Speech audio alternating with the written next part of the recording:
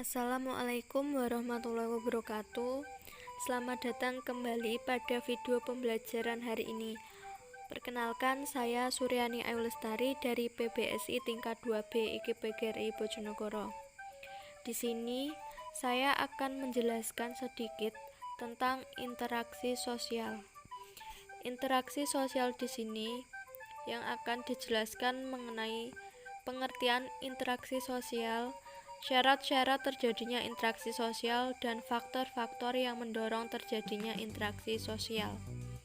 Yang pertama yaitu pengertian interaksi sosial.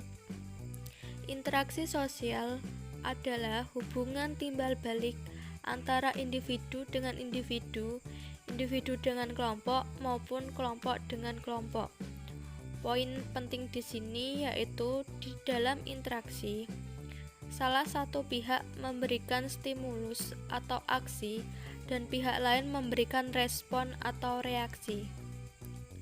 Syarat-syarat terjadinya interaksi sosial. Yang pertama yaitu kontak sosial.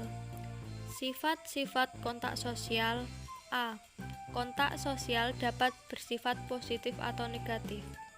Di antaranya kontak sosial positif yaitu mengarah pada suatu kerjasama, sedangkan kontak sosial negatif yaitu mengarah pada suatu pertentangan atau konflik.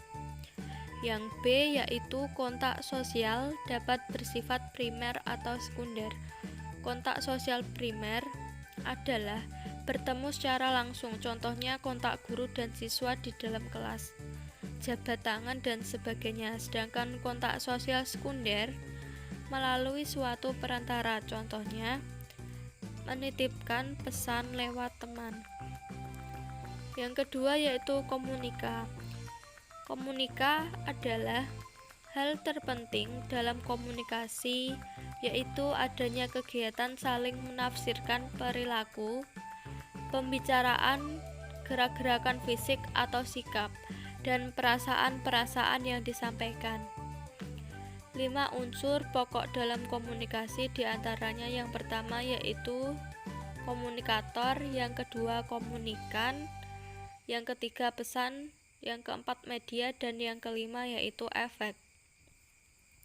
Faktor-faktor pendorong interaksi sosial. Yang pertama yaitu imitasi. Imitasi yaitu suatu tindakan meniru orang lain, baik dalam sikap maupun tingkah laku. Contohnya meniru gaya bicara, tingkah laku seseorang, pola pikir, model rambut, dan sebagainya. Faktor yang kedua yaitu sugesti.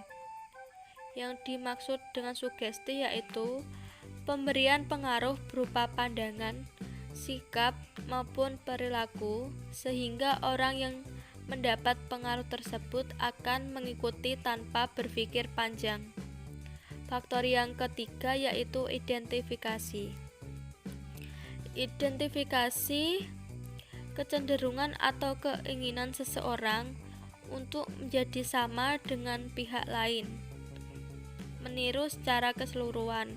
Proses identifikasi dapat membentuk kepribadian seseorang. Dan faktor yang keempat yaitu simpati. Simpati adalah proses di mana seseorang merasa tertarik kepada pihak lain. Dalam proses simpati, seseorang turut merasakan apa yang dialami orang lain. Dan faktor yang kelima yaitu empati. Empati adalah simpati mendalam yang dapat memengaruhi kejiwaan dan fisik seseorang.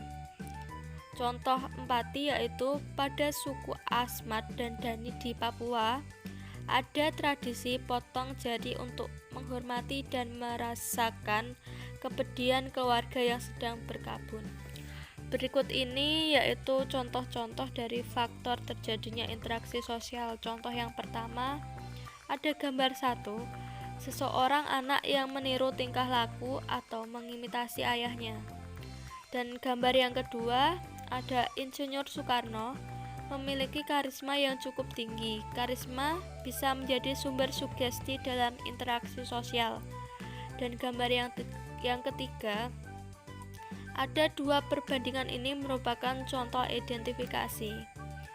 Gambar yang keempat, memberikan bantuan merupakan salah satu bentuk simpati suatu masyarakat pada masyarakat lainnya.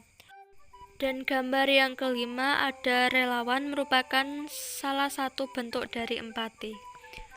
Sekian yang dapat saya sampaikan, semoga video ini bermanfaat. Apabila ada tutur kata yang tidak berkenan, saya mohon maaf. Wassalamualaikum warahmatullahi wabarakatuh.